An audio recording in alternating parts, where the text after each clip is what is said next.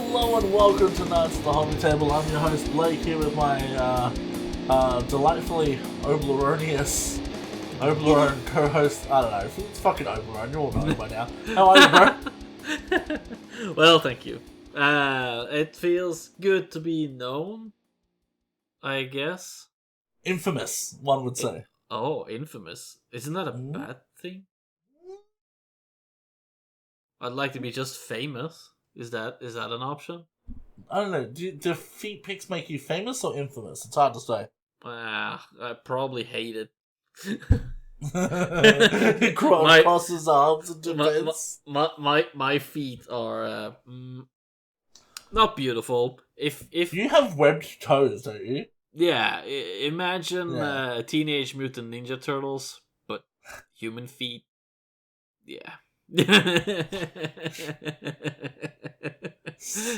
don't think that sells well. Maybe there's like a specific section somewhere on the internet that's really into this kind of stuff. But let me tell you, if it exists, there's porn of it. Rule 34, baby. That's right. Don't Google That's that, right. please. Don't Google that, Mom, please. Mom, no! How are you, bro?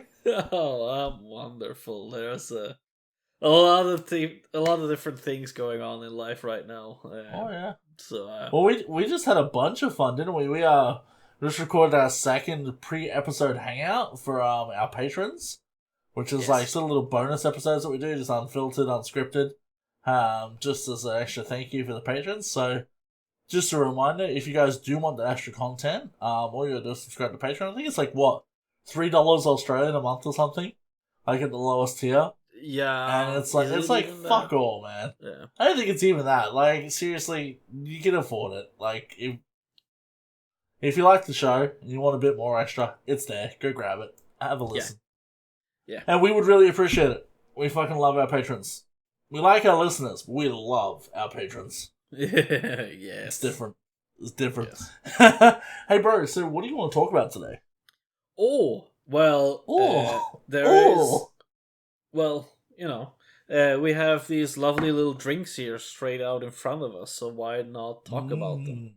Drinks. Did I say drinks? I mean paint. This is definitely paint. Yes. Don't drink paint. Yes. Magical potions of pigment. Yes. I love that name. Yeah, right? Because you believe it. Fucking Null is magic. You're not telling me otherwise. It is magic. It's funny, actually. I don't actually use Null oil anymore. Well. We'll get into it. For sure. Yeah, so we're going to talk about paint. We're going to write it down. Mostly in the case of miniatures, obviously, pertaining to miniatures. Yeah. Paint can be a lot of different things for a lot of different places. We're talking about minis, because, Gundams, Warhammer, tabletop games, it applies to us. Gundam is still a miniature of a big thing. Model kits. Yeah, exactly. Yeah. Exactly. Obi, what have you been up to in the hobby space, brother?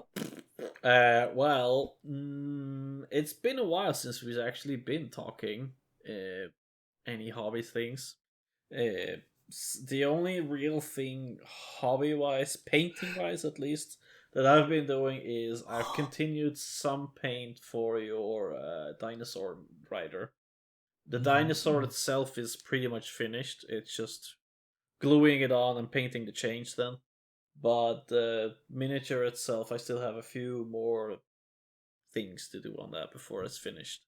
You had a little sneak peek earlier, and I guess it's getting there. We're getting there. It was a very blurry sneak peek, so it's sort of like, when there's new models coming out for Warhammer, and they show you like their leg and it's all blurred, it's sort of like that, but I know there was flames on the backpack, so I'm excited. Yeah, for sure. It's a very 90s theme. I'm definitely gonna attempt some OSL there as well with the flames. Hell yeah! So we'll see how that turns out. So nice. On the other hand, what other hobby-wise things that we've been doing is basically me and my missus have been taking pictures basically in the forest, going out to landscapes, doing pictures basically, learning the camera is what I've been doing. Yeah. And this also includes shooting video in in this room. Yeah. So I'm getting there. It's a lot of static movement at the moment, so I need to make a way to give it more life and feel to it. So together with like trying to actually record music into my computer and kind of making it sound professional, it's just not working for me right now. Have you got direct input for your... No, and I think that's really what I think we need. both need to use Patreon money to buy Scarlets.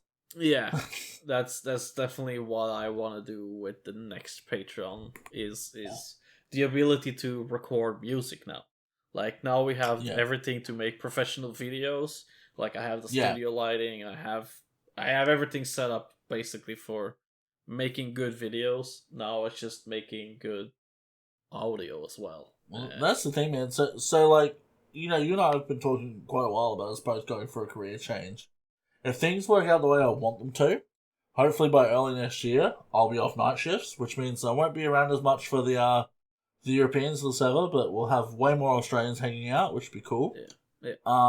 The other thing is too, it means that I'll have weekends off, which means I'm actually free to start a band and do that whole thing as well. So that's another creative outlet for me, which is cool because like when we write music, we can put it in the show. Like we can have cool parts chunked in and like really fucking go for it, you know? And like, me and Obi very much view this channel like, especially now we're on YouTube.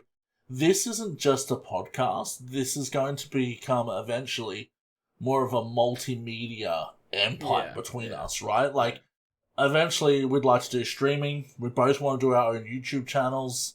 Yeah. We want it to all roll into each other, you know?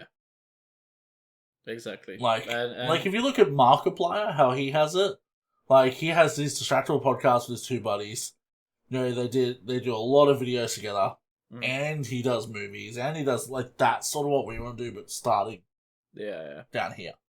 Exactly. Slowly get into it, basically. Yeah. And, like, this all takes a lot of time, and it's a lot of learning things, so it's not as easy as people make it out to be, and they probably have, like, editors doing their stuff for them, like, we're doing every single We will eventually.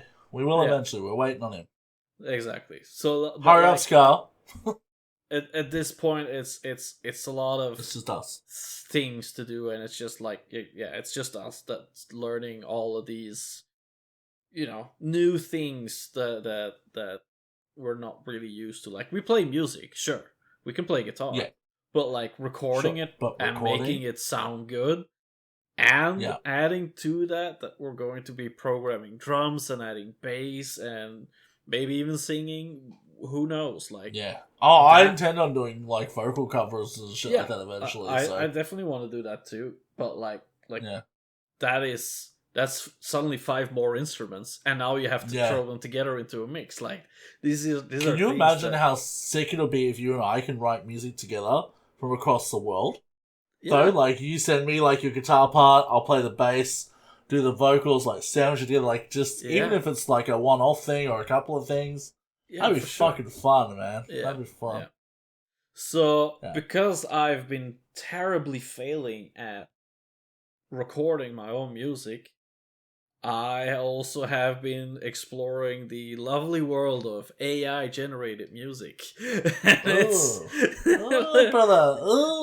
It's freaking hilarious. I'm leaving this call. Goodbye. Oh, come on, bullshit. It's good. Like, it's really good. Like, you can throw it so many prompts, and it's actually good. I'll send you a few songs that I've made.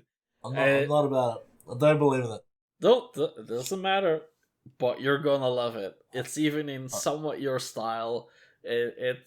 I'll send you a few links, and it'll be good. It'll be funny, and this is just like things that I want to have like going in the background, you know, like if I used to have a synthesizer, and I would really like to make more music with a synth again, so I might buy one again at some point. I found out my phone can be used as a MIDI controller. Yeah, that means that you can program your own drums, basically. So that's cool. No, that's cool. That's good. I'm glad your hobby is going well, Obi. Well, it's going. It's just going really slow. It's Especially going well. Since I'm learning all these new things, so it's a lot. My mind is in shambles trying to piece it all together. Yeah, so we'll So see. you feel like me on a normal day. Yeah, That's like my standard go-to. yeah, I'm like, oh, what about this idea, and this idea, and this idea, and this idea? Fuck! yeah. Basically, like getting the camera to work and doing what it needs to do, that was one thing, but now actually making it into a video that people freaking want to watch, Jesus Christ, that's gonna be a lot, isn't it? That's a job in itself. So I think I might actually to pop into doing short videos, really, and I think that might be the better way to go at this point. So I think what would be cool for us as well is to actually take some outtakes from maybe even our Patreon exclusive stuff, the funny stuff, and upload them as shorts to our channel, because that'll really bump us in the algorithm. Yeah, for cool. sure. So yeah, I think that's basically my forte of the past.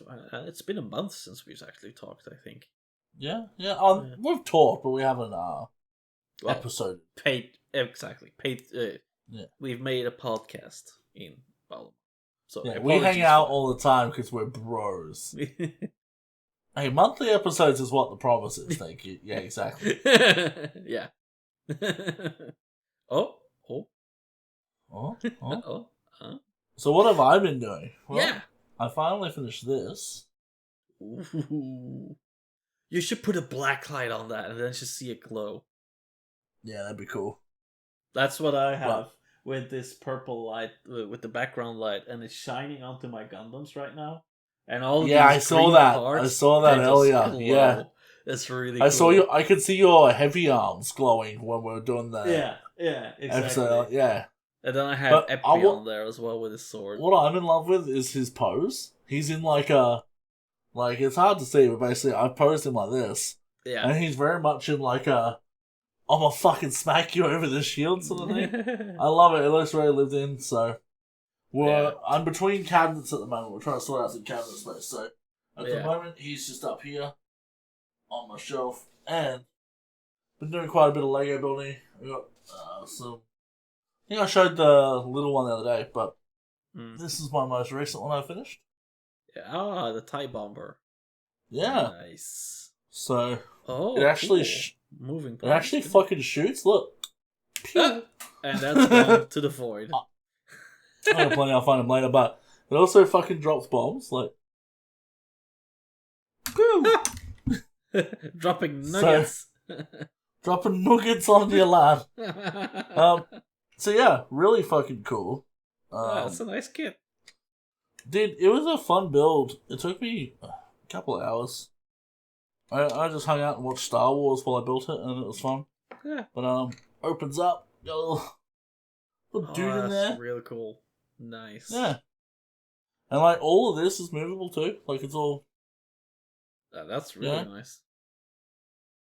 Yeah. So it's got this little leg, so you can put it down safely and shit. Yeah. So yeah, that's cool. As you can see, I'm not like being super gentle with it or anything. It's like pretty held together. So yeah, I think that's kind of what the difference was between like the Lego that when we grew up, it was all very flimsy, all fall the static. fuck apart. Yeah, yeah, static and flimsy. What I'm working on at the moment, I'm working on this. Sorry for being close to the microphone, but this is Ahsoka's ship. Yeah. The start of it, but it's gonna like do like a turny thing. It's gonna be kind of cool. So, yeah, that's just the start of it. But yeah, that's my hobby. That's what I've been doing. Besides that, I've just been chilling, playing games. Fucking work takes a lot out of me, so I don't always feel like doing shit. But yeah, I was thinking about especially since we've been talking about the career changes that much. Like, I'm really close on closing the deal. But like it's just been this long, dragged out process, and at the meantime, my own company's just beating me at the same time. So it's and I mean the cool thing is for you, when you change, at least you're gonna be making more money. Whereas for me, like I'll actually be making less money, So that is like an additional stress as well. Like you and I Yeah. were talking that day. I was going out my fucking brain about it. Yeah. I was like, I gotta do this and this and this, and you were like, dude, how about you just slow the fuck down Mhm. and stop stressing so much for a little while, and then figure out what you're gonna do. And I'm like, Mm. fine, yeah, you're right. Take a fucking breath, Yeah. you know. But yeah, I am looking at doing some using my hobbies to sort of help out a little. Like I think obviously Patreon will help. But that's sort of more of a once a year thing we do. But like I said, I'm looking at doing some commission paintings, Yeah. like some commissions for miniature painting. I feel like I'm at the level where I can make that work. Yeah, I'm also, like I said, thinking about breeding a certain type of fish. Mhm. And like that's not a straight away pull the trigger thing, but it's just like starting to Long- learn about it yeah. and understand what I need to do to make that happen. Yeah. Because like you and I were running over the numbers earlier. If I could breed those fish successfully, like do it well, like I could make 20, 30 grand a year out of that, Yeah. which is a hell of a wage subsidy, you know? I'd actually have to make it a proper business and get taxed on at that point, so Yeah. yeah. But, you know, it's always good to just have ideas, because then when something hits, you know when it's the time. You're like, right, time to implement that fucking idea I've had on the back burner for a long time. Yeah. Yeah. And go. Do something with it. Yeah. Because Sure. a lot of people, they just get a lot of fucking nothing in their brain, and things go on, they're like, I have no idea what to do. Whereas me, I'm like, oh, pull out the ideas out of the bag, let's do something. Yeah, for sure. Yeah, that's something that I struggle with a little bit too. And when I get these ideas, I just get so zoomed in on it, and I just forget all the rest. Yeah. And then it's just like, okay, this is now actually a new hobby to me. Great. Oh, actually, I did put in my my gel blaster in for some more custom work, which is a little bit naughty of me, but I'm getting a hair trigger put in it, which is, they call it a MOSFET. It's basically like a digital trigger. So instead of it being like a centimeter of pull and then it goes and shoots, it's gonna basically be like instant, like a mouse click almost, but on a trigger. It's a red trigger. It's going to be adjustable to angle. And I basically asked the guy that runs the place, I'm like, what else would you do to take this thing like higher? He's like, dude, that's it. He's like, the gearbox and it's amazing. Yeah. I've already done the barrel. I've already done the T-piece. It's like, you're at like that level of like, anything else from here is just spending money for the sake of it. I'm like, cool, dude. Thank you. Like, good. Yeah. So. That's nice. So, yeah, it's going to be fun. Can't wait to shoot some bitches. In real life. Let's go. We're gonna fucking Fortnite on them so hard. I want to take like some I want to take some like some foldable like garden lattice work with me, just a whole bunch of them. Walk out of the field, like, no, you can't shoot me. Wall, you know, ramp. Yeah. Real life Fortnite. Anyway, enough about me. Let's go on to the topics for the day. Is it time? Yes. It's time. Yes. It's that time. We've already been talking for 18 minutes, so. We should have gotten rid of this in the pre-episode. Well. You would think so. This is the problem when you're edging so long with the pre. Sometimes you got long nut, you know? It's like a volcano. It just keeps on gushing exactly. So, like our paint, if you don't stir them properly. Anyway, what types of paints are there? Yeah, alright. There's a huge amount of different paints, but I think for our applications, there's pretty much 2.5 types of paints that you're mostly gonna be using, and I think the types would definitely be the acrylic type, which is gonna be the most used here, but then you're also gonna have the enamel paints. Yeah. When I wrote this episode, I could not think of the word for that for the life of me. And I'm like, enamel paints? Not acrylics? Not acrylics? What do you mean, typing the episode? We're basically doing this unscripted. No, we're not. Come Okay. on. We are unscripted. We have notes. That's the difference. Yeah. Yeah, look, just so people understand, like, if you've never painted a mini before or whatever, like, you can't really use watercolors effectively. Like, No. it's not a thing. Like, you can. Maybe if you're extremely good and gifted with painting, you can maybe make it work. Like, maybe Squidmark could pull it off. And It's maybe just have that a result. But it's just so much harder Yeah. to do anything with it. It's not viable, right? No. It's like fucking, shaving with a toothpick. Yeah. Eventually you get the hair off, but you wouldn't have much face left. It's not worth it, Take off the skin with it. Exactly. So, not worth it. Yeah, for sure. So, for sure. Acrylics and enamels. Yeah. There's a few types of acrylic paints. Well, a buttload, actually. So, we're going to give you guys a quick rundown, shotgun style, one for one, about what they are, basically. And then we're going to go into, after that, sort of, their use cases, if that makes sense. Yeah. So, yeah. So, with acrylic paints, you got washes. You got contrast paints. Yeah. You got metallics. Yeah. And you have your bog standard paints, really, which are your So just base colors. coats, I think you'd call them, yeah. Base coats, and then your layer paints and stuff like that. Yep. And then you got oil-based paints, which are your enamels and that sort of stuff. Which you have streaky grime, which is like one that is very commonly used. Yeah. Panel liners. Yep. Tamiya, mostly, we use. Yeah, And but then, there's different brands as well, panel liners. Yeah, for sure. And then the other real use for miniatures is oil washes. Yeah. I don't really recommend painting miniatures in enamel, like fully. No. It's not really the best thing, but there is a lot of things you can use from the enamel tool set. Yeah, for sure. To make your acrylics pop. So, what are the use cases, like, for this sort of shit, Like, okay, we know there's different types of paints, but how do we apply them to a miniature? Right? Like, you go, you got streaky grime. What the fuck is that? How can our guys take that, use it as a tool in their arsenal to make miniatures look cool? You want to start with the streaky grime, or you want to go through? No, start with base paints. Go in order. All right, yeah. So for the acrylic sides, I think the base paints is gonna be the what you're gonna start with painting your miniature with. What it says in the name, base paint. So what that means is that it's paint that has a medium to high pigmentation, and that will be used for your base coats to get as good as coverage as possible. And these will be your first step in miniature painting. You don't start with a wash, for example. You start with a base coat.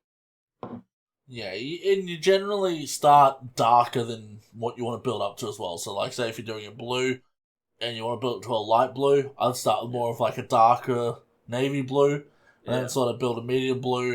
Yeah, it all comes down to base coats, shadow shades, and like all these sorts of things. So you can fuck around with it. Like, there's a lot of different styles, many different ways to skin a cat, but base coats are always your start.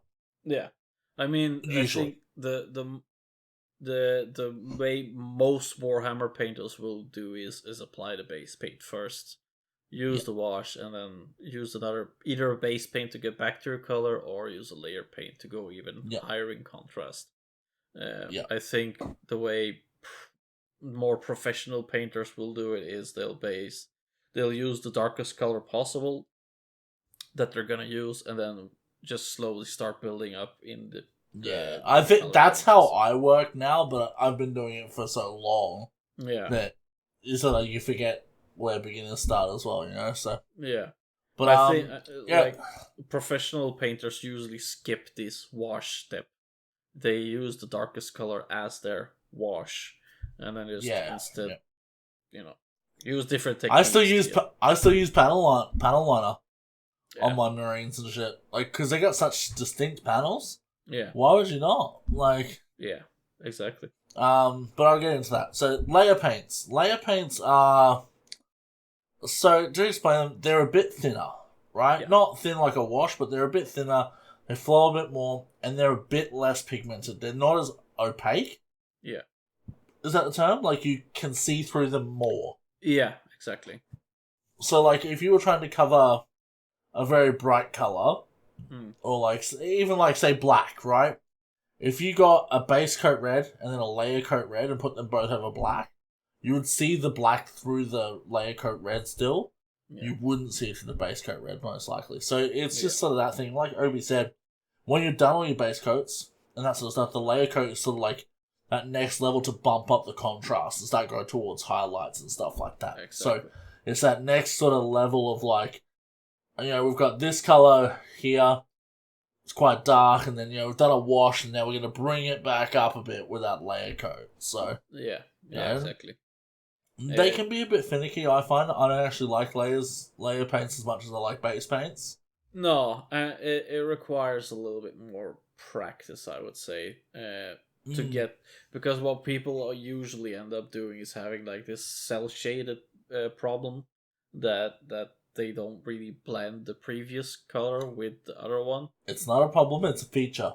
It is a technique in itself, if that's what you're going for, but then you need to also be able to place the next cells correctly. Yeah. And if you want that smooth transition, you're gonna need to either thin your paint down with water, but I would suggest mediums is the better way to thin your paints to get that smoother transition. That's the problem I've always had with it is a lot of the time I like the tone, like the colours in the layer paint selection, but I don't like the consistency in the coverage, which annoys me because I'm like, why don't you just make, say, this particular colour, like this tone, in a base and a layer? That way, like, if I want to thin down the base paint and make it use like a layer paint, I can do that.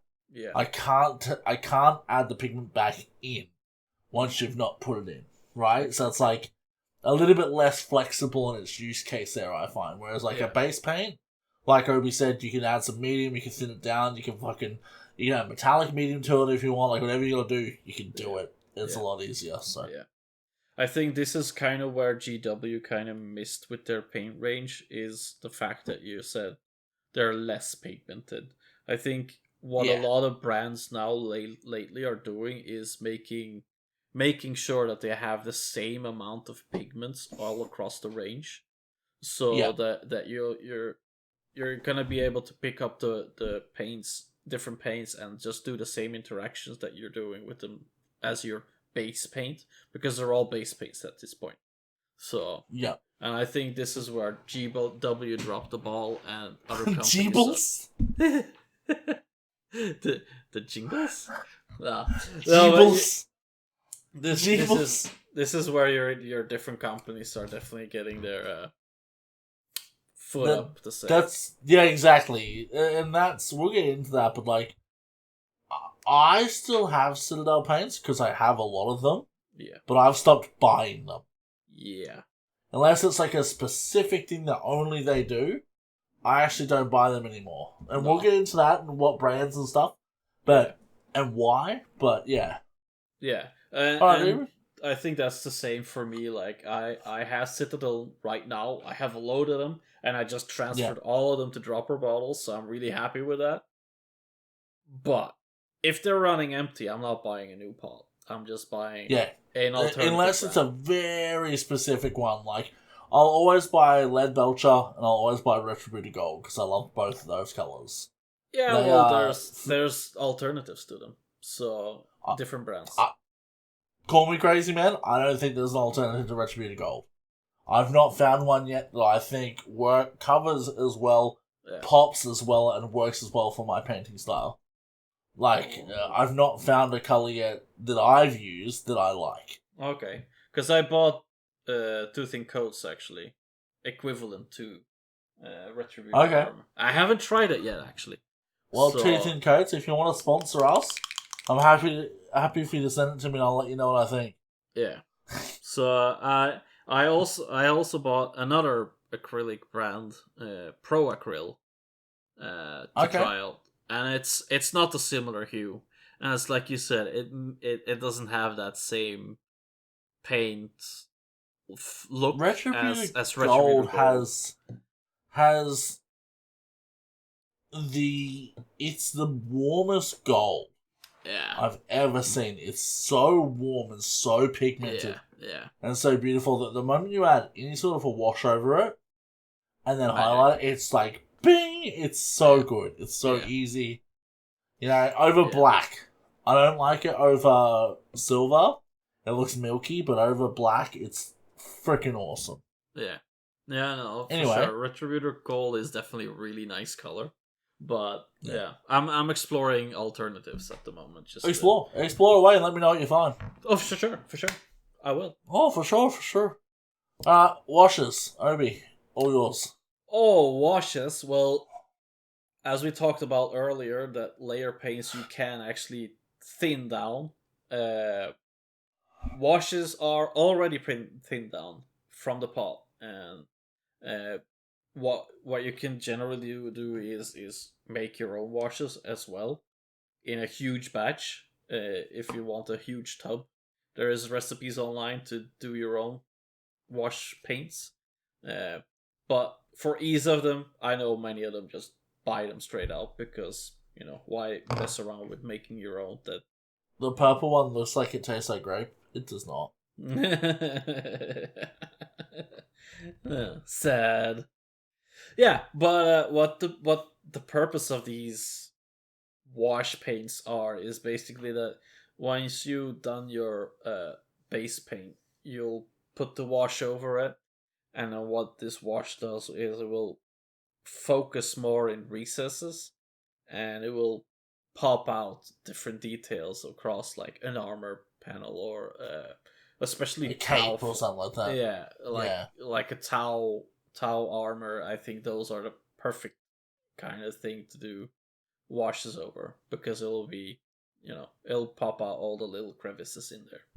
Yeah, for sure. And like the thing about it is it always comes down to like, okay, so you got your base coat and it's just really fucking bright. It just looks like it's squiggled on there, right? Cool, whatever. The moment you add the wash on, what it does, it dulls that pigment, like that contrast right down. Yeah. And then the idea is that once that's dried, you bring the contrast back up into levels, i.e. your layer paints, your dry brush, whatever you want to do. Whatever way you do it, there's many different ways to do it. I've seen a lot of effective just dry brushing and stuff like that. Yeah. You want to do edge highlights, you want to do, like Obi said, you want a wet blend. Yeah. The cell shaded up, whatever you feel like doing. Yeah. There's many different ways to do it, Yeah, for sure. So, I think with my Marines, I'm actually going to start trying different ways. Mm-hmm. So, like, you know how I normally do that cell shading style? I think when I do my greys, I'm going to start laying them out and use the sponges for a while and see how I like that look. Yeah. And then just do my nice clean edge highlights afterwards. Like, so sponge it up to those highs. Yeah. And then edge highlight. Everything like the little bits of white and that sort of shit. Because I like edge highlighting, it's fun. And then I think I want to try also slap chop style. I want to paint them white and hit them with a grey contrast paint. And then edge highlight and see, like, do they look the same? Because if they look even within 10% of the same of my normal miniatures and I can do them that quickly, I will. I'm fucking done. That's basically what my goal is going to be with the NIDS, is basically do a slap chop technique. I want to get these out as fast as possible, basically, and have a huge army, because that's basically what NIDS are. You have to have a swarm, and you're not getting through that if you're gonna hand paint all of them. So it's an easy medium in between. So I think washes will be the perfect way to get there, together with contrast paints. Yeah, which we're about to talk about. Segue. So that's washes. Washes are great. Miniature painting 101. You've never done it before. Spray paint the fucker for your primer. Hit it with a base coat. Hit it with a wash. Hit it with a layer or a dry brush on top. That's like not just Warhammer, but like D&D, whatever. Your minis will look great. So much better than if you just glob on paint. So you do that, you're on your way to doing like getting the formula down for how you paint minis, and then you can build your tool set off from there. Yeah. And deviate however you want as you learn. For sure. Contrast paints. I want to drop in a quick tip for the washes, though. Oh, just a tip? Oh, just a tip. Yeah. What I've noticed with, for example, GW's washes lately is that they'll have a nice little caked ring in the bottom, and that is actually the matte medium that has sunk to the bottom. So if you feel like your miniatures are coming out really glossy lately after you've applied the Null Oil, it's because you haven't shaked your pot enough, basically. So the matte medium is still stuck in the bottom. So that wasn't an IKEA instruction, guys. He was trying to speak English. Yeah, I am retarded. But that's my tip for you today. Shake your washes properly before you put them on, because otherwise you're going to have them glossy, and then you're going to have to paint them a matte. And what I was going to say before too, I actually don't use Null Oil that often, especially if it's on metallics. Yeah. I just do black, so usually Vallejo black with water and a little bit of thinning medium, and I turn that into a wash. And I just drench in it. Because I think when you look at something metallic, that it's got detail, it's always grease and grime and that sort of stuff in there. It's not like clean like a cape. So having that really dark pigment come in, then I can dry brush Runefang Steel over it, gives it like a real comic booky sort of pop, and I love that. Yeah. Because when you look at my miniatures from this far away, your eyes still read the detail because it's so bombastic. So I love that. Yeah. So yeah, just to the point, like if there's a wash you want, you don't have the colour for it, find your base coat, fucking water it down, get it done that way. Yeah. And what I usually would do if you're making a wash yourself is put a drop of water on and just a tiny dip of your paint, and then just mix that together. And then see if you need more pigment or less. And then you know what's actually really good for those sorts of projects? You know those fidget toys you see? They're like little bubbles that you can push the bubbles in and out? Yeah. You see them like, those. Because you can mix them up in those little pots, and then when it dries, and you want to clean up and it's dry, you can actually pop it out and it just pops out the other side and it's clean. Because they're silicone. So, really handy. Nice. That's a good tip. Yeah. Contrast. Am I doing contrast or are you doing contrast? Me. You can do contrast. Me, contrast. So, contrast paints is sort of the newest thing to the miniatures game, at least to us anyway. Yeah. Like, when I first had miniatures, there was no fucking such thing as a contrast paint. In fact, washes were still called inks when I started the hobby. They were ink washes. Yeah. And inks are still a different thing as well. Yeah, but that's what they were marking them as back in 2006 or whatever, you know? Yeah. Fuck, I'm old. Anyway, so contrast paints are basically, they're thin like a wash, but their pigment is through the fucking roof.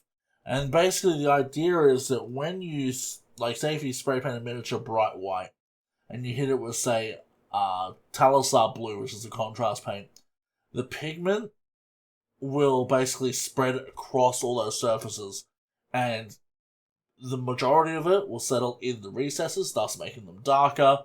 A fair bit of it will settle on the less recessed areas, making them medium, and then the high points will have less on them, just a slight tint, thus making them a natural highlight. So it's sort of, the idea is that it's sort of, if you're new to painting, and you want to get, say, some ultramarines on the table real quick, you can just spray can them white, hit them all with blue, and then you just got to paint your details, and that's like your one-stop shop.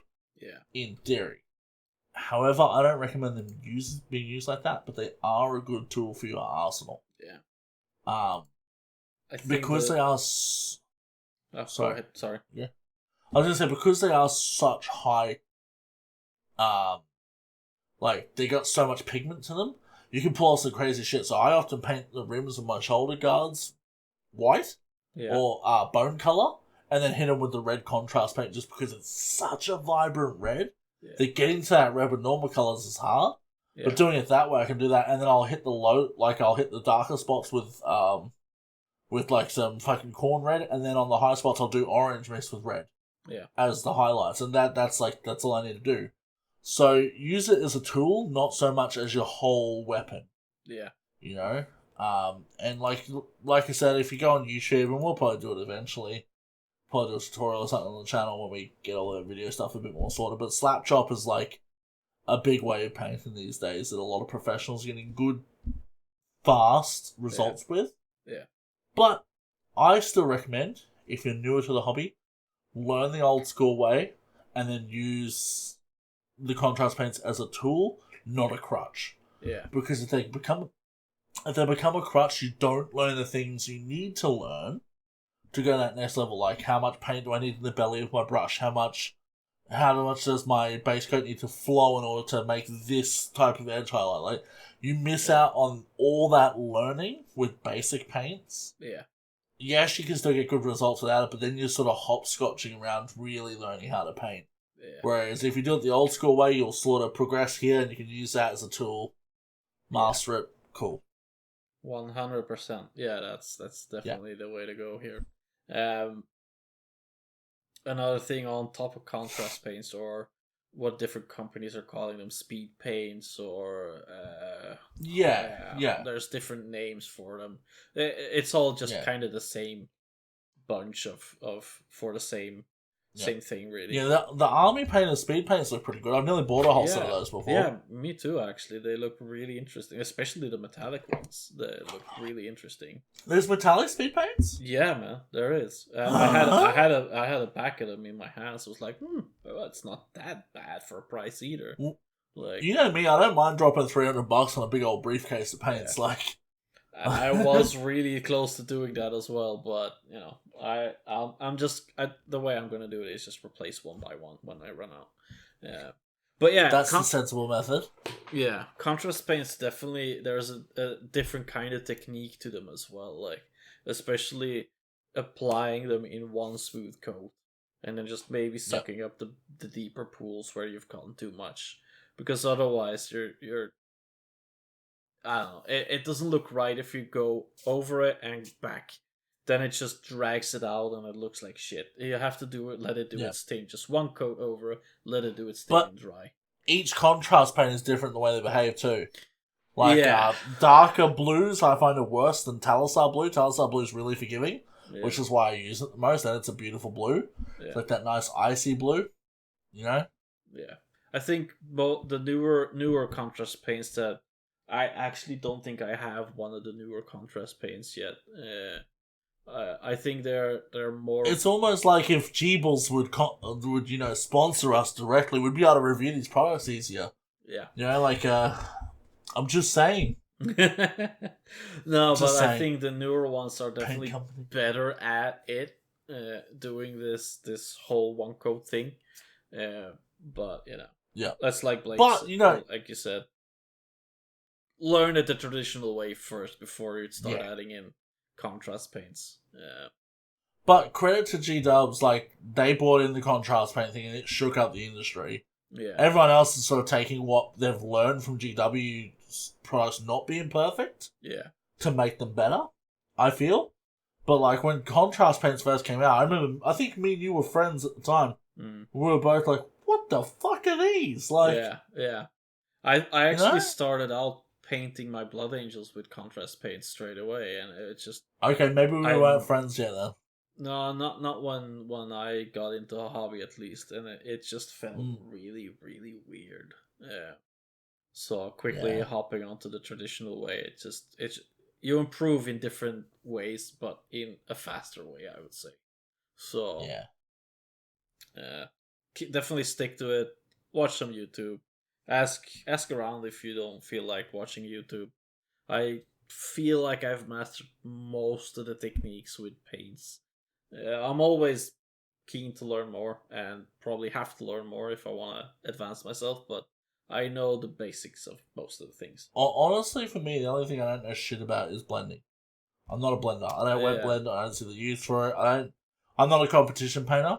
Yeah. I don't see the point of spending my whole fucking life wet blending agonizingly when I can do a comic book style or just like sponge it and get a more than passable result because my detail work is good.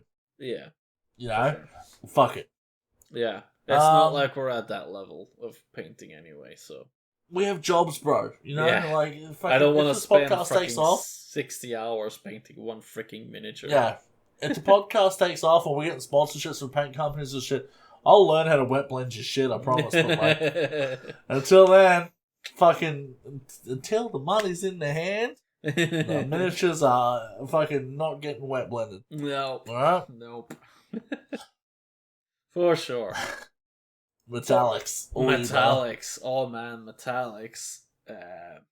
We've already kind of highlighted the Retributor armor earlier, and and the lead belcher. The lead belcher. Like I said, I haven't had the chance to explore the alternatives that I've bought yet.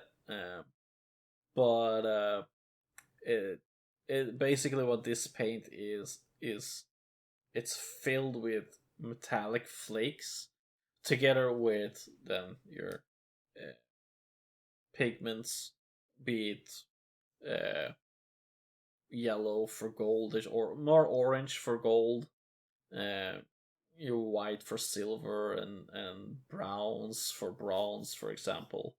But this combination of the flakes makes it look like a metallic paint.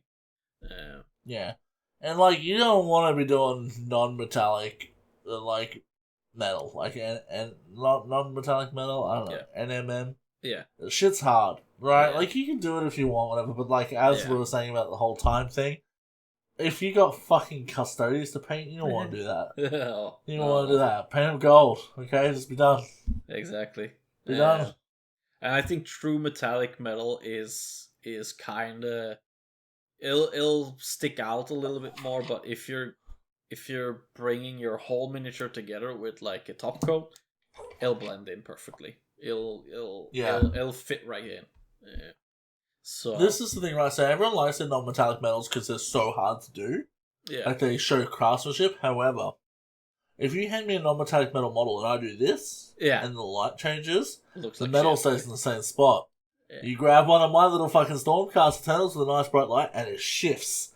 And to me, that looks more realistic than like what you've painted on this guy. You've painted a 2D image on a 3D model. Yeah. Fuck you. You know? For sure. Like, cool that you can do it, but I'm not that impressed by the effect. No. This is basically might look great on Instagram, one view picture. That's it. Yeah. So one view. Yeah, exactly. And when you're on a battlefield, when you're on a tabletop, which is like, I paint all my miniatures and think, how's that going to look on a tabletop, even though I don't play that much, that's how I think. From behind, you're not going to see that. It's going to look weird. Yeah. Right? Because you see all your minis from behind on the tabletop, usually. Under a nice bright light, the gold, man, on a fucking nice Stormcast army or like custody, pops. Beautiful. Yeah, for sure. So yeah. That's about it. As far as acrylics go. Yeah. Except for one thing I wanted to point out, because it's still acrylic paint, is craft paint. Right? Like, now, I don't recommend using craft paints for your miniatures. Yeah. Because But the fucking pigment used in them is much thinner apart and much more, like, they're larger bits of pigment. So when you if you water down a craft paint or make it like usable on a miniature, it's never gonna look quite like it's the right scale. It's always gonna look a little funny. Like, your results, you will fight to get basic results with that. However, if you're doing scenery, paint that shit grey. Yeah. Or whatever fucking colour you want with craft paint.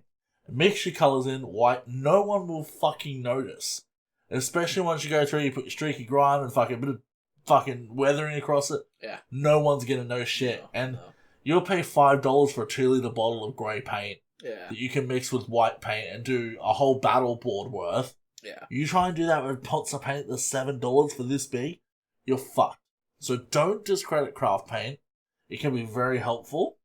Like the big bottles and shit, very helpful. I did a whole board. It's like 10 feet long by 4 feet wide. And it sits on top of a family dinner table. And we made it textured because Bevan and I, my friend Bevan, we bought 2 bottles of the fucking brown, umber brown craft paint and a bucket of sand. Yeah. And we mixed them together and we rolled it out. Like, that was we had a carton of beer and that was our day. Like, that was our afternoon. Just roll it out, stick it out. Like, that was our day. And it's still there 5 years later. The shit's still on there. Yeah. So, that would have cost thousands of dollars of Warhammer paint. Yeah, texture paints is one of those things that you can buy it readily available, but if you make your own, you're saving money while doing it yourself.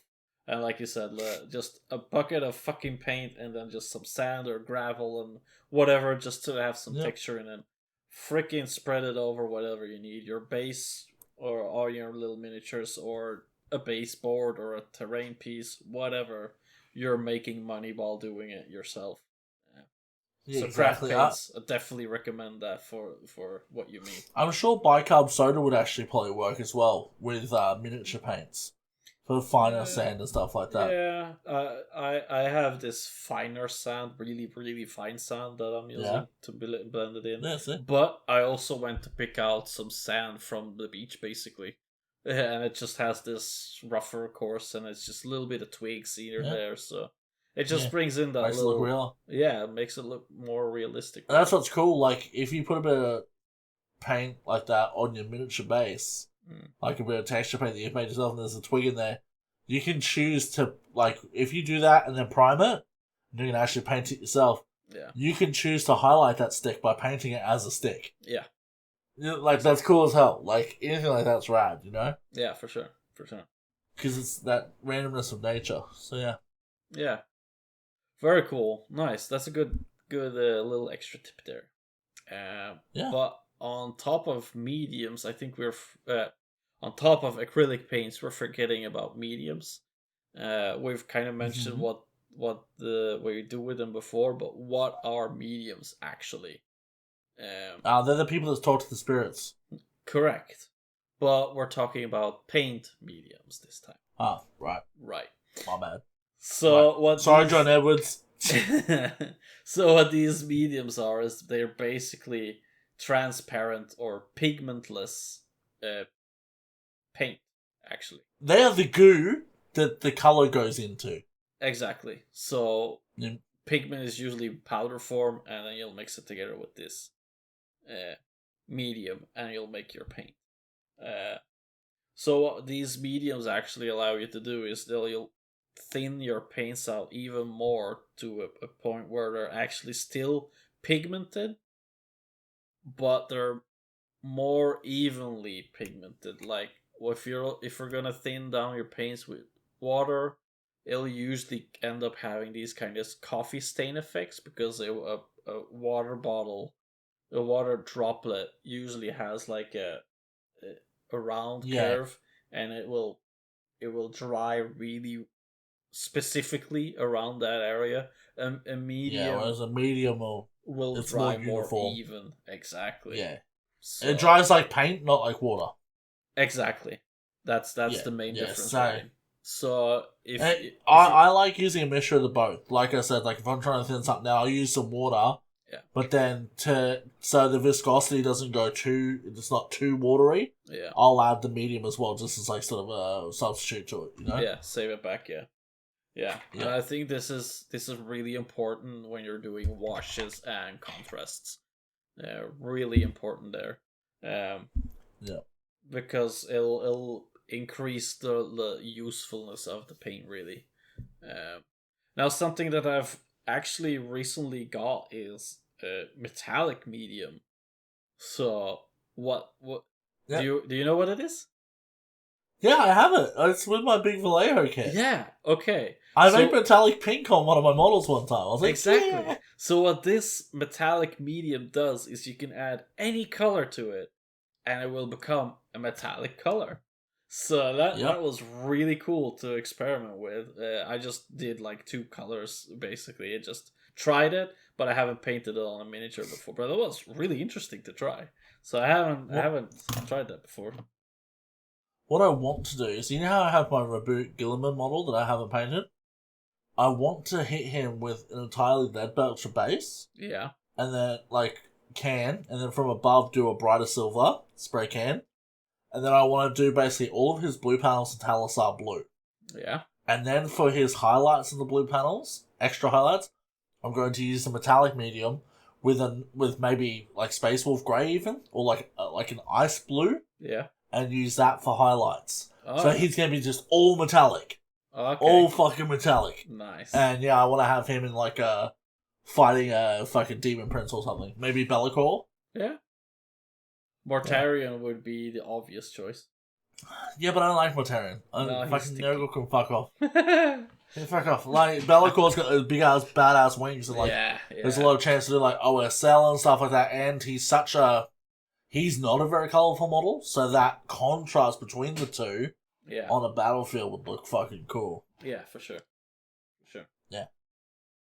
Alright. Yeah, that was acrylics. Alright. Yeah, cool. I'm going to skip that one, because that's your subject. And I'm going to talk about panel liners. Aha. Panel liners. Right? This shit, I showed Mark on the episode that he was on. Yeah. This shit is magic. You say you have your Tau, right? They got like very obvious mech style lines. They got panel lines like a Gundam. You painted them in that beautiful white that everyone thinks Tau is supposed to be. Back in my day, they were like an ochre color. Anyway, you painted them white, whatever. Instead of going ahead and you go, oh shit, the wash didn't get into this panel line. What am I gonna do? You don't have to fucking rewash it and then redo your white. You literally grab this magical bottle of Tamiya shit, this shit, with this little fucking brush. Yep. And that little bad boy will fill the entire recess. It will just travel along it. Yeah. Like, it is magic. Yeah. It is fucking magic. For Gundams, for any of it. And they don't just do black, they do other colours. Yeah, brown. They do brown, they do lighter greys and shit, which is cool as hell.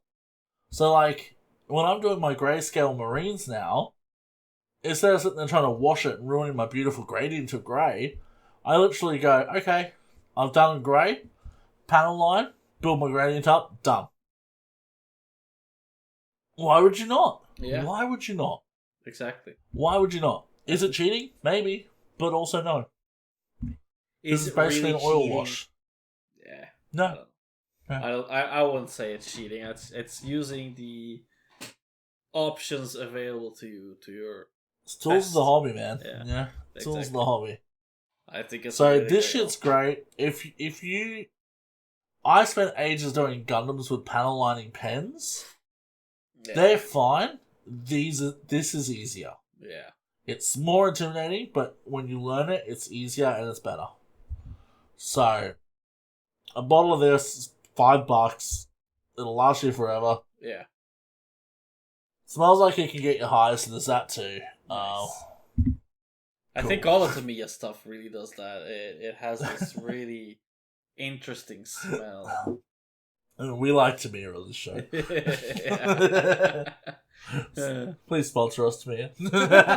I don't know why. I want just anyone to sponsor us. Oh, yeah. I think Tamiya also actually has enamel paints. Next to it. They got acrylics, enamel, everything. Yeah.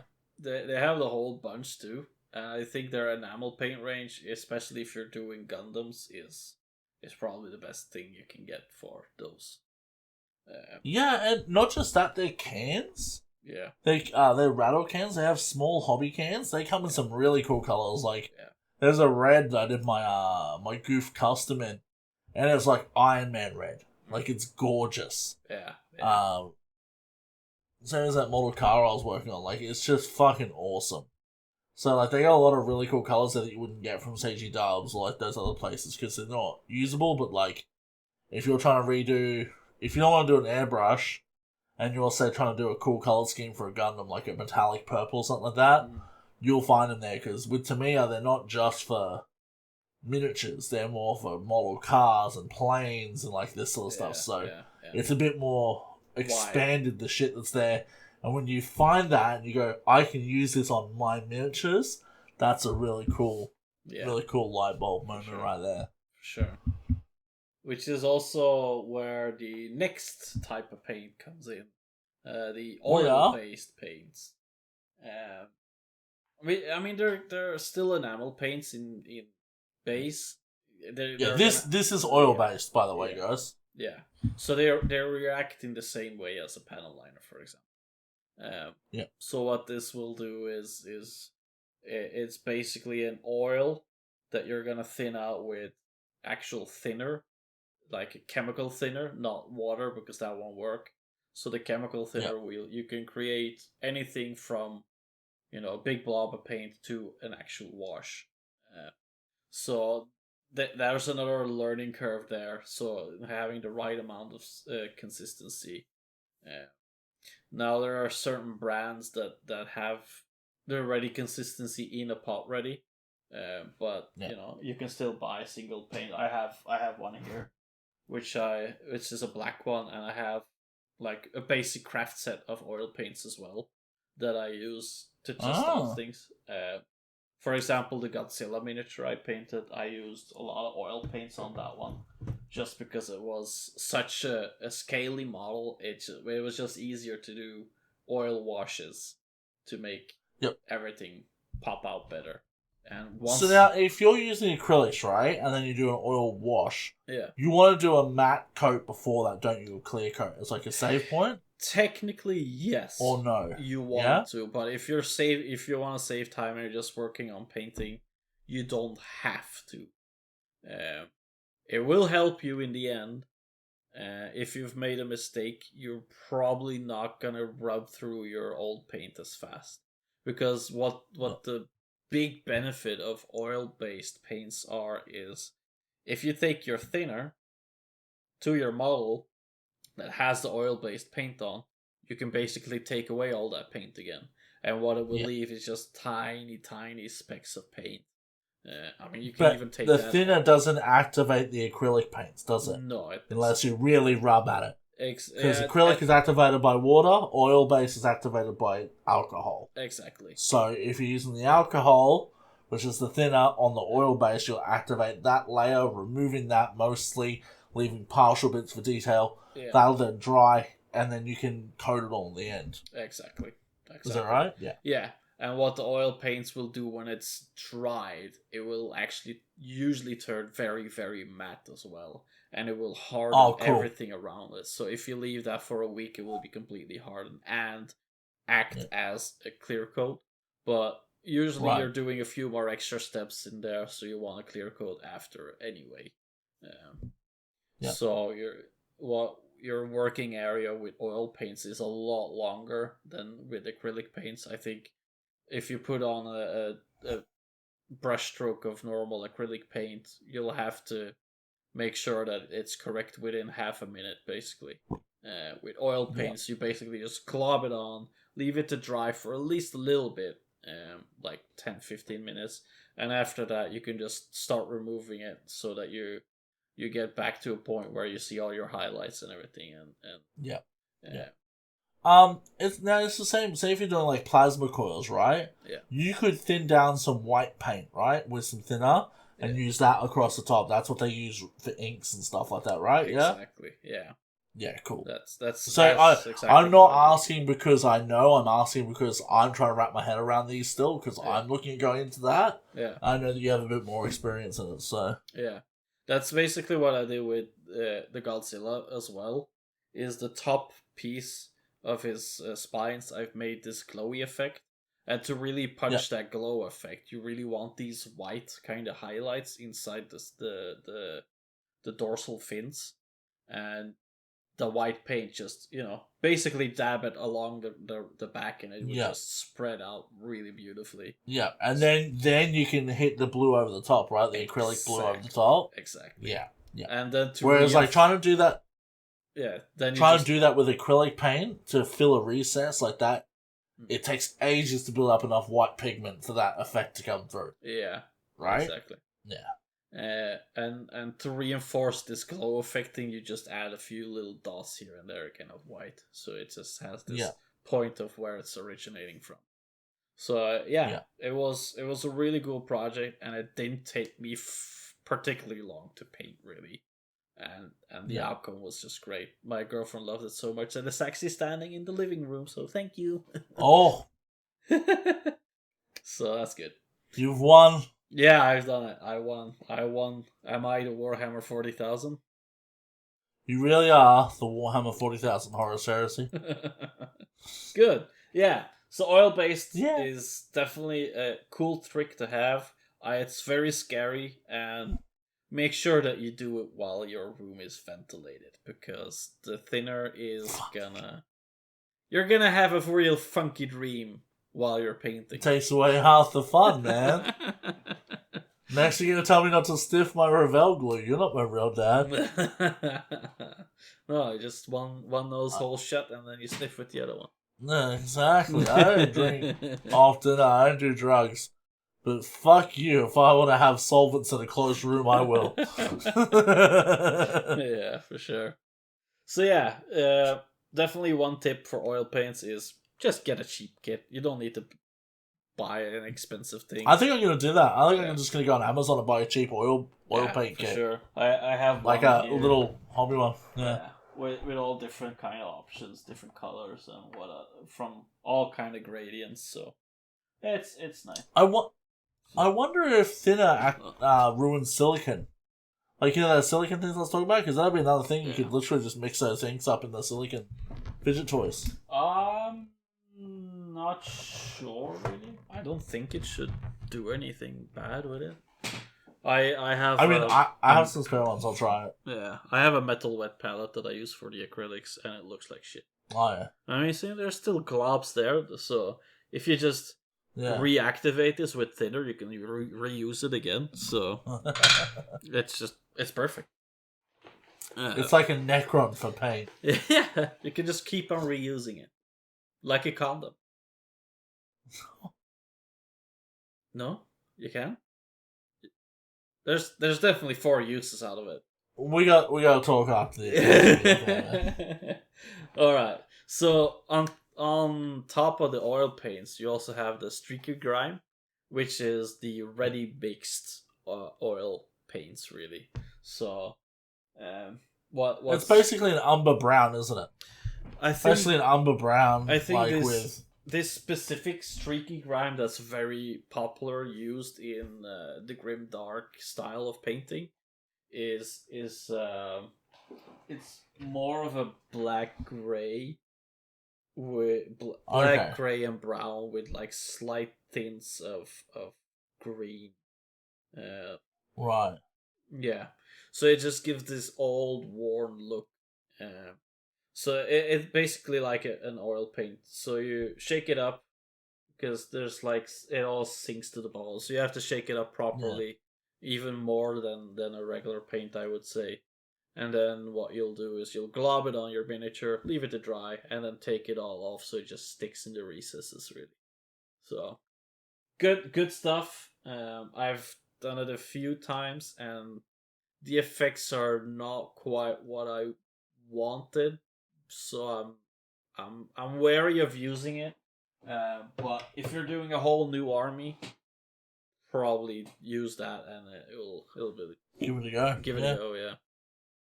Pick yourself up some fucking cheap ass old models and just try it on them. Honestly, just kill teams. Like, this is the reason why I think kill teams are so great. Because you can do... Yeah, because you can try it. Try different paint schemes. They're like, oh, well, okay, I've messed up 10 guys. Whatever. It's only 10 guys. It's not like a fucking army. And if it doesn't look great, so... That's why Kill Team's perfect, though, because like, you come into Warhammer and you're like, oh, I want to start an army, and you're like, I'm going to buy this, I'm going to buy this, and you realize, like, oh, I'm not building my list right, or this or that, or whatever, and then you're like, oh, but look at this corn thing, oh, but look at this towel thing. Yeah. And then you're like, you buy 2 of those, and you buy this, and it's like, you still just have bits of an army that you can't play with. Yeah. Just buy Kill Teams, get a towel one, get a corn one, get this, get that. Yeah. And then by the time you've done a few of those, you go, right, I love this army enough, I love the lore enough, that I want to fill it out to 2,000 points and have it as a full, For sure. It's a good way to go. For sure. It's a good way. Yeah. Cool. Cool. Yeah, so oil paints versus acrylics, it's, I think they both have their uses, so, I painted some of your dinosaur, actually, with the oil paints as well. Nice. So I'm gonna sniff it. Nice. Yeah. Nice. So, is there anything else we wanted to dig into? Honestly, man, I think I'm good as far as different paint types go. But what I'd like to talk about is go over a few brands and just sort of what the price of. I have one more thing. What? Fluor paints. Have you tried those? Oh, the fluoro ones? Yeah. Remember I spilled a whole pot. Remember I had that hot pink one explode all over my hobby desk? Yeah.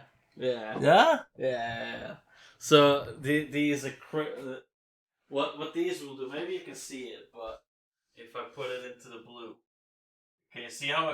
Put your hand down. Put your hand down. You're not in the shot. Yeah, there you go. Okay. Not down. Yeah, there you go. It kind of glows under UV light.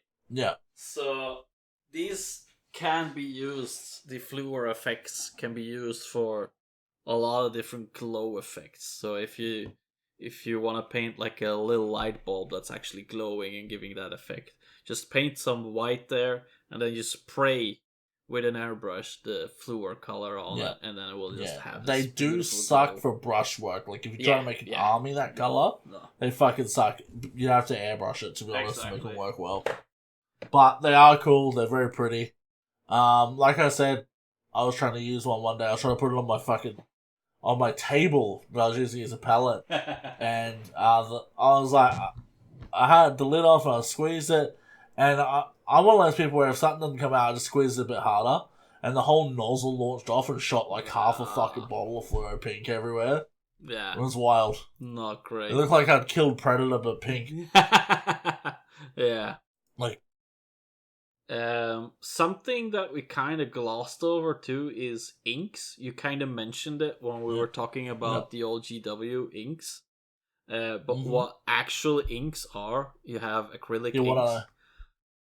I want to shoot a horn that one in. Yeah. Inks. Go. I think that's kind of an important tool as well, especially if you have access to an airbrush. Is that they are highly pigmented washes, basically. So perfect. Oh, they're also kind of transparent on top of being highly pigmented. So perfect for using through an airbrush if you want to do, for example, what's that technique? Zenithal highlighting. Black base, white ink from above to do the highlight thing. Perfect. Don't need anything more. If you do with regular white paint, what it will do is it will cover it completely and you won't see the other colors coming through.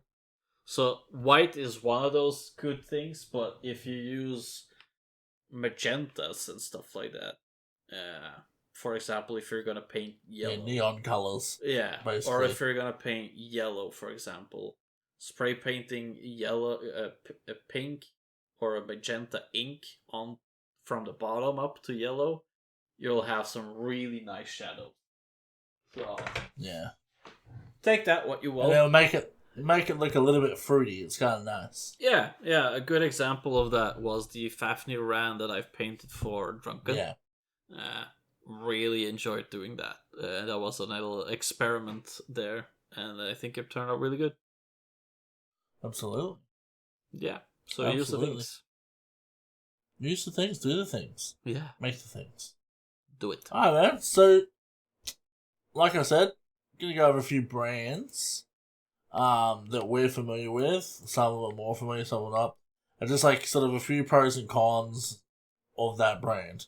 And what overall we think, you know? Yeah. First of all, obviously, first on the block, the one that we all come into first is Citadel. Now, I've been using Citadel for a long time. I came from, not the original screw cap ones, but the first, they were like octagon sort of ones with the pop caps. They were what was in when I was in, when I first started. Some of them were still screw cap tops, but they're not the original ones. Yeah. But, a long time ago, before they changed paint systems completely. And, I liked the paints back then. They were very good, but my skill wasn't that up there. These days, I think some of the pros they have going is they're very readily available. Yeah. Like, if you're buying Warhammer, the paints are there. Yeah. Right? Like, you don't have to search for them, whatever, whereas, like, some of the more... Like, you're not going to find scale 75 at every single place you go. No. Right? But, like, G-Dub stuff, you got a better chance, you know? So, yeah, really available. They're generally of a decent quality for reliability and coverage and stuff like that. Although there are some that are just terrible. Yeah. So avoid those, but like your reds, your blues, like all those main primary colours, they're all pretty solid, dependable. The metallics are good, like we shouted out before. Yeah. They're decent. However, the whites suck. The only good white-ish colour they have is Shabty Bone. That is a brilliant paint. I'll always buy from them. I like that. But is it white? That's more of a... It's a beige. Sand color. It's not white, but it's a bone colour. Yeah. I class it as in the family of white. Yeah. But anything whiter than that usually fucking sucks. Yeah. If I'm honest. Like, Korax white is basically mud. It's... You'll understand. I know. Go buy a couple bottles and you'll be like, the fuck is this? Don't fucking bother with them. Really don't. Just don't bother trying to buy white from them. Yellows aren't generally good either. I haven't come across a nice yellow from them that had good coverage. Ever tried Everland Sunset? Yeah, I'm just...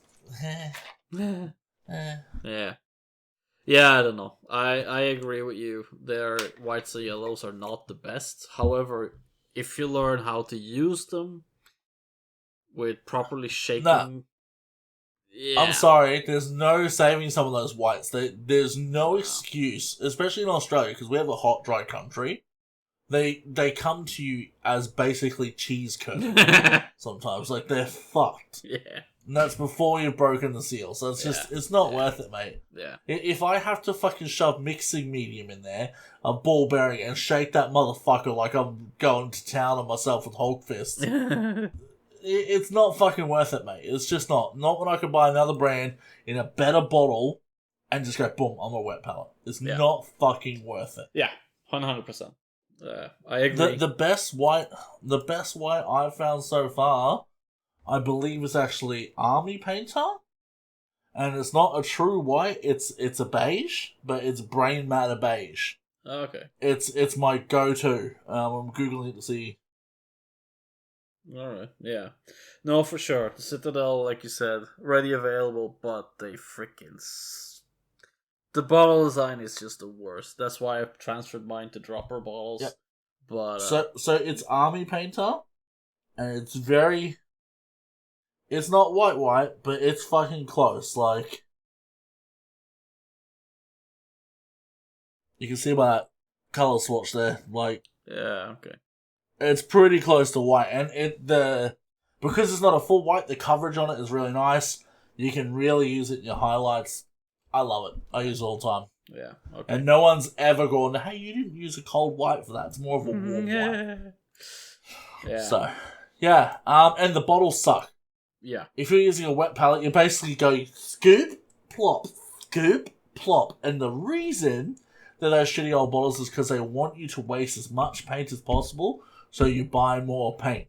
Yep. Right? You're going to sit there with your pot open, you're going to knock it over, you're going to scoop it up, put it in, you're probably going to get paint on the collar of your fucking bristles, you're going to break your brushes, you're going to go buy more GW paint brushes, aren't you?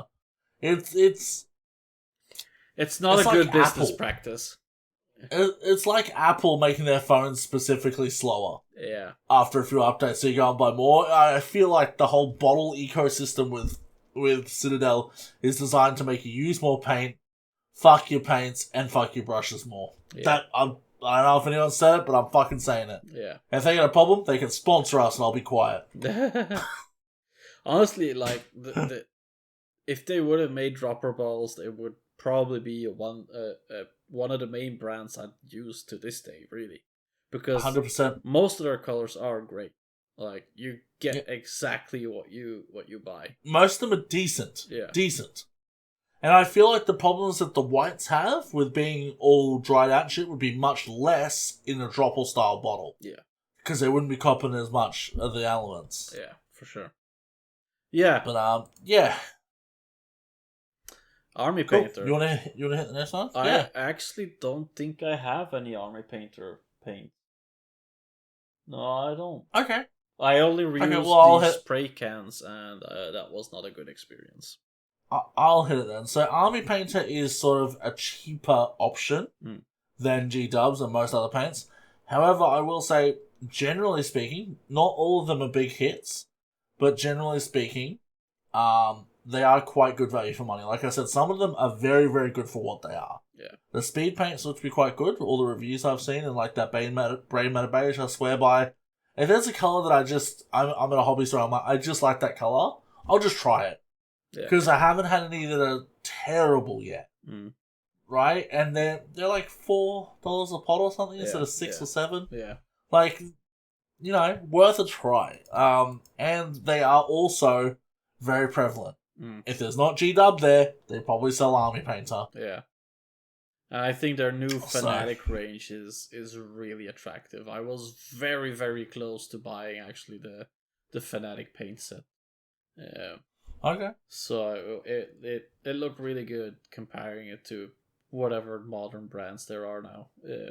And I think this is the thing, like now, like if you're gonna make a shitty paint, people will know about it and buy the other brand. Well, that's right, exactly. So they can't be affording themselves to be a shitty paint brand anymore, because you're gonna get marked out straight away, and people. Well, that's it. Like when I first got into it, no one knew, right? It was like you don't know that this particular color of GW is shit and this one's good. Like you didn't fucking know because we barely had internet. Yeah. Like I had dial up at the time. You know what I'm saying? Like I was spending my time looking up paint reviews. Yeah. And whereas now, like YouTube is such a thing. Like it'll be all over it. If it's garbage, everyone will fucking know. Yep. So yeah, for sure. But next one. The big kid on the block. Oh yeah, Vallejo. At least for me. Vallejo. I fucking love Vallejo so much that I dropped the cash and just bought that. Yeah. Straight up.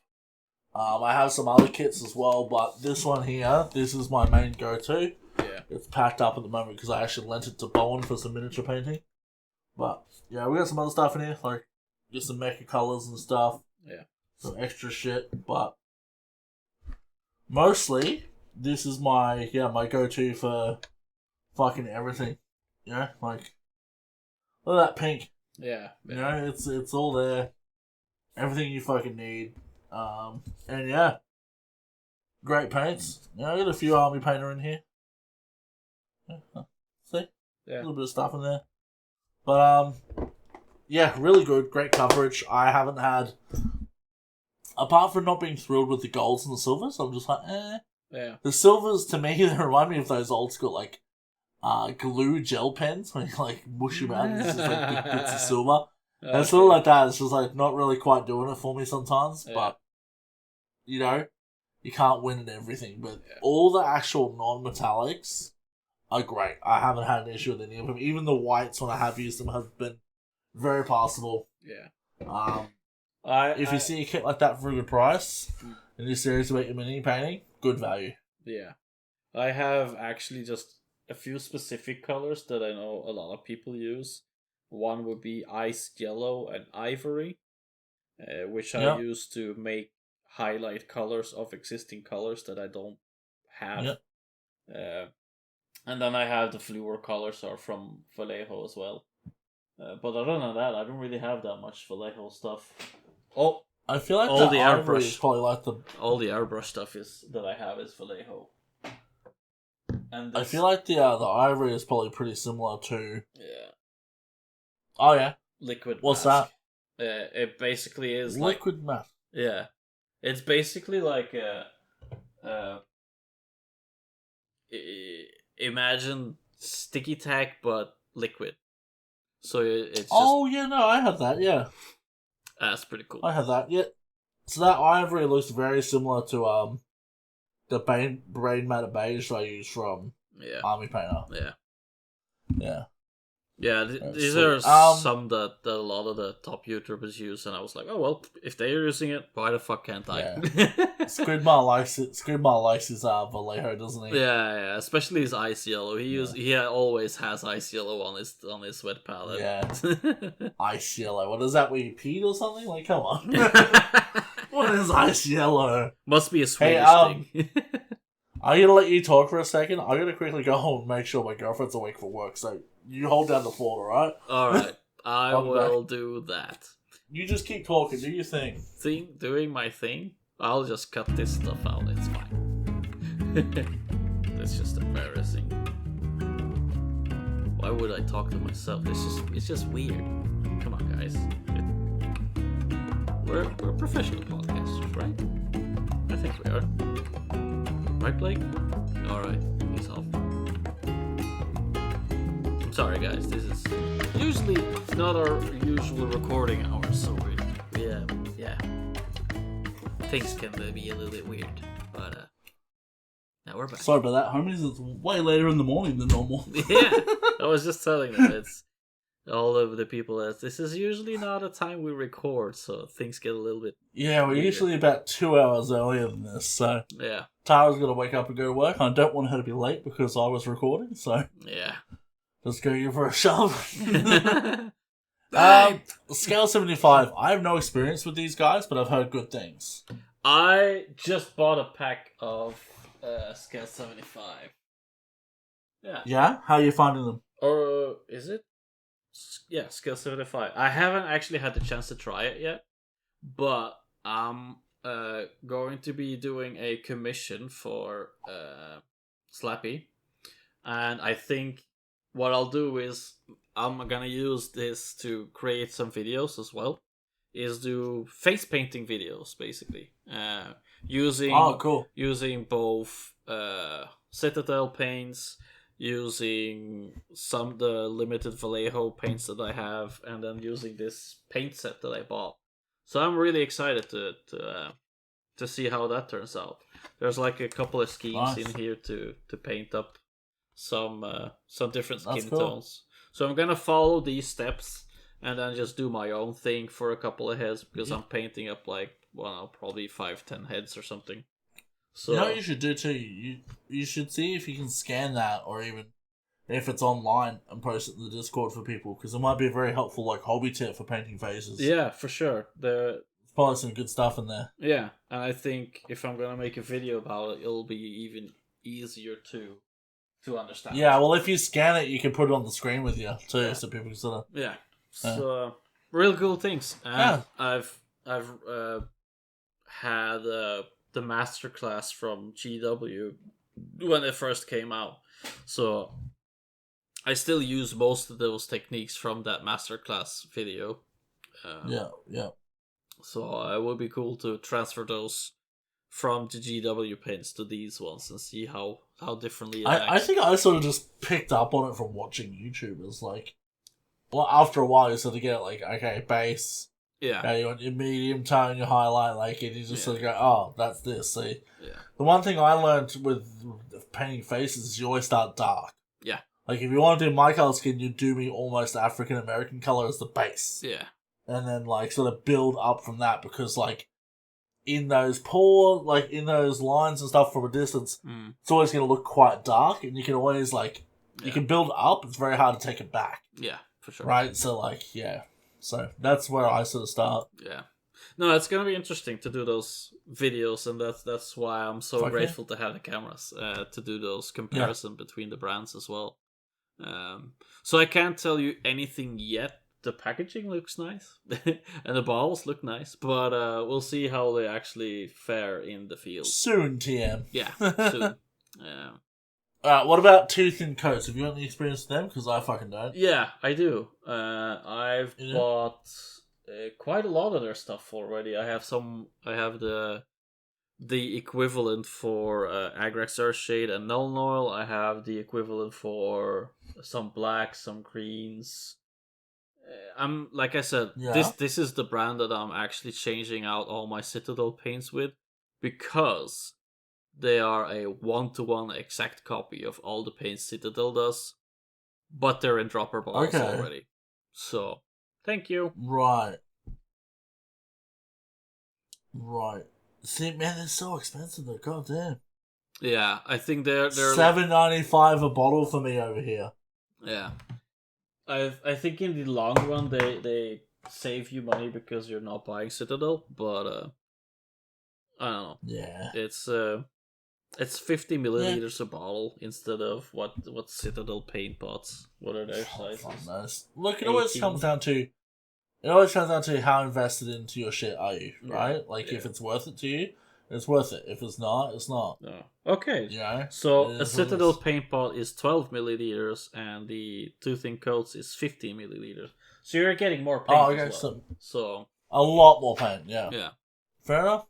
So I think in the end they're probably gonna be changing out all my Citadel paints when I get to the chance of buying new ones, because the base paints are the ones that go the most, and like highlight colors, you're not using them as much as a base paint, so they won't. They will be lasting me probably the rest of my lifetime anyway. So yeah, I think they're great. Probably better. Think Citadel, just slightly better. At the better consistency. More common sense used while producing them too. Yeah. Because they're from Duncan Rose, the guy that did a bunch of Citadels painting for years. Yeah. And he's like, fuck it, let's just make the same paint system but better. I mean... And I think he's doing that, yeah. That's all he needed to do, really. If GW would have done this, they would have seen a big increase in their market straight away. People like Vallejo and Scale 75 probably wouldn't have even got a foothold. No, exactly. They probably wouldn't have, yeah. It's only because... This is the thing people don't understand. Is like... GW is huge again right now. Right? Like they've re-emerged or whatever, but they were dormant for many, many, many years. Like just doing like fuck all releases, fuck all like with their paints, like just not really doing much. And the whole community, all these different war games started popping up, like Malifaux and all this shit. All these different companies started doing third-party parts because they weren't releasing models. And there's a whole industry outside GW that really GW sort of originated, grew. And now GW's like, hold on, we're fucking competing now. Like, we're competing for paint. We're competing for fucking equipment. Yeah, exactly. Like, and obviously they're still winning, but like, I think they always just thought they were alone in the race. And then while the sleeping giant was asleep, other giants arose, you know? Yeah, for sure. And I'm excited to see what other things that Duncan Rose can bring out, because if the paints are better than GW's, well, what else can he bring to the table? So excited to see. Well, exactly. Imagine if he gets a game in motion or something. Yeah, you know? For sure. Yeah, but that's cool. Cool. Tamiya, I find is more of a scale model thing. Yeah. I'd use Tamiya more so for like a battleship or a Gundam or whatever. Like, you can use it on Warhammer and stuff, but like there's so many easier systems in place for that. But like I said, they got wicked colours for if you're doing a Gundam. Really cool colours. Like, they got a lot of really odd metallics and stuff like that, especially with their rattle cans. Like, who does a nice metallic red? None of the other scale miniature people. No one. But Tamiya does, straight out of a can. Yeah. You hit it with like a Rust-Oleum rust colour, and then the red over the top, and it pops. It's beautiful. They do purples, like all sorts of shit. So like, Tamiya's really good for more that sort of stuff than like, hey, I've bought Warhammer, what Tamiya paint should I use? Once again, panel liner. Yeah. They're also really good for their decal cement, all those sorts of supporting products. Yeah. Phenomenal. Tamiya knows their shit. Yeah. It's just, they're a Japanese brand, and Warhammer's starting to get big over there, but they're more so like traditional scale models in the way that Japan would use them. Yeah, exactly. You know? Tamiya is the, hey, we're using this on Gunpla sort of one. Yeah. Yeah, on Gunpla, and like you said, model kits. Yeah, scale models, trains, warships, shit like that. For sure. Yeah. I think a paint brand that you've not mentioned two actually, is AK Interactive. They've received a lot of bad rep because of some practices they did, but their paints are great. Both acrylic paints and enamel paints, and they also have. I'm using their ultra matte top coat through the airbrush. Okay. And it makes the models look so much better having an Nice. ultra matte coat over them. Using that for all of my Space Marines, basically, and it just looks phenomenal. It takes that shine away from the miniatures, so they capture better on picture. Nice. Yeah. Very good. So AK Interactive, alright. Yeah, and if you want to use the streaking grime, that's their thing. That's them as well. Okay, cool. Yeah. Good to know. I do want to give the streaking grime a go, but I think this pay, I'm actually going to buy some. I'm going to buy some fucking oil paints. Yeah. And some thin outside. I want to practice on a Gundam. Yeah, for sure. I think I'm going to buy myself a high grade and start weathering and stuff and just having fun. Yeah, that's exactly what you can do with it. Fuck, I was going to say something more about this or... Streaking Grime. There's actually now an alternative to Streaking Grime, which is called Villainy Inc. I haven't had a chance to try it yet because their balls are freaking expensive. But if you follow anything in the Grimdark painting style, you will know a channel called the Grimdark Compendium, and he's started his own paint brand of basically Streaking Grime like paints in different pigment colors with like red and... See, it's so funny. My favorite thing about painting Warhammer is making it not look grimdark. Yeah. I want to make them look like these bombastic, like anime heroes sort of thing in the grimdark universe. Yeah. Like, I love that. Yeah. Yeah, because it's Warhammer, it's supposed to be bombastic, so you can have all of it. Yeah. It's all okay. And I love that. I really like the grimdark painting style, but I just have trouble replicating it. Like, I find it boring. Honestly, I find it boring personally. I think it's great. It's something different in this world of heavy metal painters. Yeah, see, I'm not an heavy metal guy. I'm more like, you know when you see Squidmask stuff where it's unbelievable amounts of contrast, really bright colours? Yeah. That's more my style, you know? Yeah. No, I think it looks great. Especially like Delish Fish, he paints so much cool miniatures in this grimdark painting style, and it's amazing. So my favourite part about Delish Fish Dish's fucking models are the neon parts. Yeah, the glow. Like the way they pop. That's my favourite thing, yeah. Great stuff. Yeah. Good painter. Great stuff. And great painter, yeah. One more paint brand that you didn't bring up is Pro Acryl. Never heard of them. They are Monument Hobbies. I don't know if you've heard about them. They're a US brand. I think a little bit newish in the scene. But you mentioned this painting with gel pens earlier. From the first glance that I had with this is kind of similar, but I've only had like one paint session with this with one color, so I'm reserving my opinion for later. But it's cool to see alternatives. Yeah, exactly. So I'll like I said, definitely something I want to come back to. Different paints, paint brands. Yeah, for sure. This is definitely a thing that we'll revisit in a few months or something like that with some more information. Not go over everything again. No, but like, and I think it might be better as like video content because it'll be easier to show the differences between the different brands. If there's like an interest for it, I'll fucking buy all the white paints I can get my hands on. I'll do a fucking comparison of them, just so you can get the best white paint. But only if there's interest, we'll do whatever. Yeah, exactly. You know? If there's interest for it, if people want to see it, we'll do it. But it needs to be a few, and there needs to be people putting their money where their mouth is, so we can use Patreon money to do it. Yeah, for sure. Right.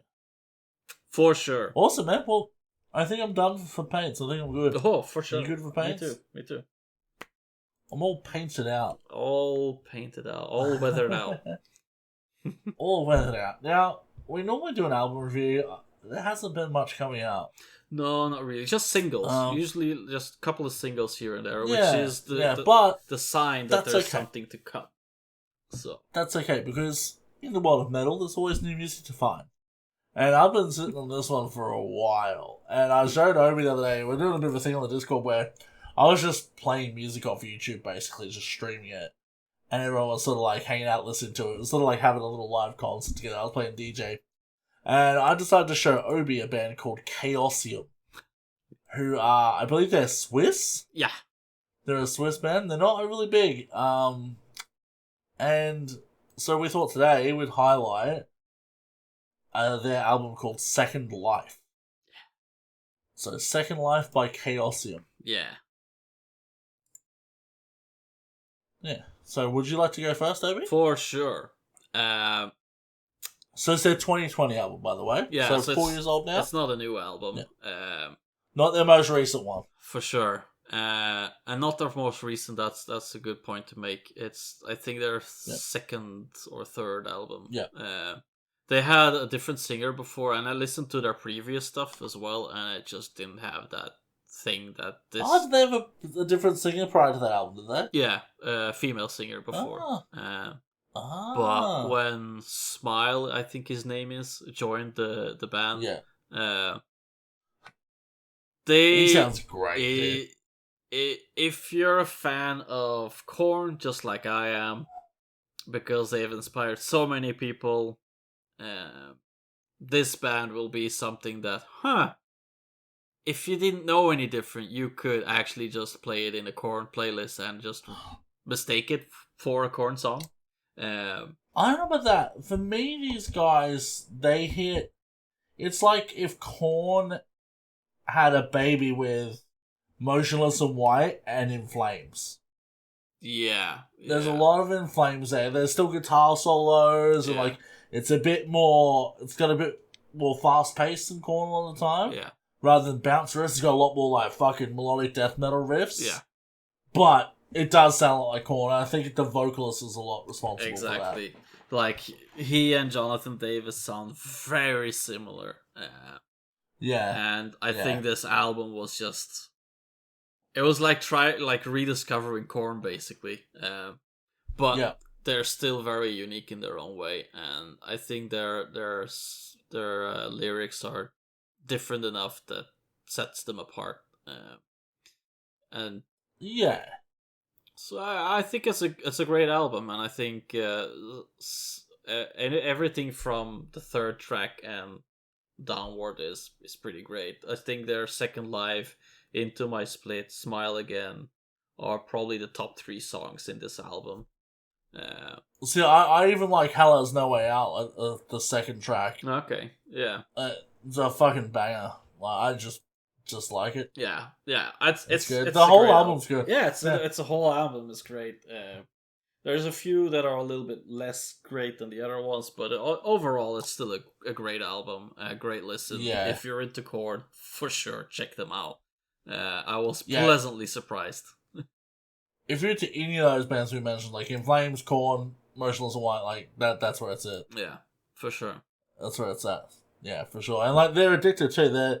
Once the melodies get caught in your head, because they do have that whole like thing where Korn builds up and has like the big fucking chorus hook. They're very good at that as well. Yeah. And that gets it in your head. So once it's in your head, you want to listen to it again. Yeah. And it's good like that. So they're a pretty small band. So give them some attention, give them some love, guys. Fucking.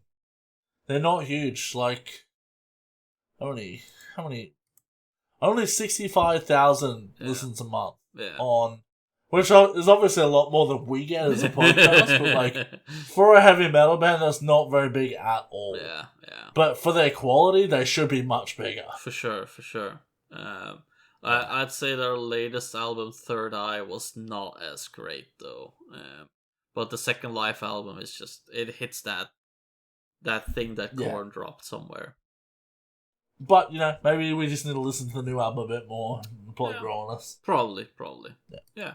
No, but great album. Give it a try. Well, yeah, give it a try. 8 out of 10 goblins. I would say 7.5 for me. Yeah. Great. Nice. I think we're nearly done. We're pretty much done. We got no roast, nothing this week. No. But we do have a very special shout out to give to our dear friend Pralia, who's come back to the Discord and back to the patronage. Thank you. So thank you for supporting us momentarily, and we're glad to have you back, dude. Discord wasn't the same without you, so it's good to have you back. It's good to have you popping around. Yeah. And yeah, it's a good time. So if you want to be, maybe not quite as awesome as Pralia, but on the right track, join our Patreon. Throw us $1. Yeah. Help us out. We got big plans for the show, but we can only make it work if we have the money, you know? Yeah. You look at, I don't know if you saw, but Tabletop Time, Yeah. they're basically going bankrupt at the moment, which is super fucking sad. Yeah. And as we pointed out, like, you can tell they put a lot of money in without a lot of money returning. We don't want to do that. We're trying to build off the back of what we get for the show. Yeah. And just keep going up, and build ourselves. So, the more money we get, the more support we get, even if you can't support us monetarily, get some more people listening. Yeah. Show everyone. Like, just tell everyone. Your local gaming group, tell everyone. Yeah. Like, tell fucking everyone, please. So, like, we can keep building this thing. Because I would love to be able to do this more as a source of work than just a hobby. I would love that. Yeah. But we're a long way off that being a thing. A long way. So, every little bit helps. We appreciate you, Prelia. We appreciate all of our patrons. Yeah. Thank you all. And yeah. Also, if you're listening and you're enjoying, we've got a few new people join the Discord. Get the fuck up in there. It's a great community. Space Marine 2 is launching soon, which you know what it means. Time for us to all hate each other and throw plasma balls at each other. Yep. It's happened before. It'll happen again. I'm ready. I'm ready for you, Obleron. Oh, yes. I'm excited. I'm really excited for Space Marine 2. Yep. So, get on there. We'll play Fortnite together. I don't mind. Let's do it. Yeah. Whatever's going, just get up on that Discord. Have some fun. I want to do some more community days soon. Yeah. Where we just hang out and paint or whatever, so people know what time we're going to be there. Yeah. But time zones make things very hard. Yeah. So. Yeah, I think, especially with Space Marine coming up, I think I want to try and do some Space Marine events because they have a co-op campaign, and it would be super awesome to do that with some members. Yeah, maybe me, you, and someone else or something like that. Yeah, we can just have people watching and play. Yeah. Just go through the story. Yeah, that'd be awesome. Cool. Freaking sick. I'm ready to kill some kids. Yeah. Exactly. I wouldn't mind doing. I've thought of the idea before of doing a Pokemon playthrough on the Discord where we do community events and I let the Discord decide a lot of the things in my Pokemon playthrough, like who I should catch. Yeah. Should I release them if they die? Like like these sorts of things. Which moves just to they see learn. what chaos unfolds. Yeah, exactly. Just a little bit of chaos like that. I think that'd be real fun. So and yeah. So join the Discord. It's fun. Yeah. But for me, that's it. I'm done. Yeah, that's us for another week. Yeah. That's us. It's 5 a.m. and my fucking dumbass needs to get to bed. Yeah, it's 9 over here and I need to get up early as well, so. Yeah, exactly. So until next time, remember to crank that amp. Did you say paint that amp? Crank the amp, Obleron. Well, we paint the grey here also. Just paint things, slay things, play things. We're the Knights of the Hybrid Table. Bye. Peace.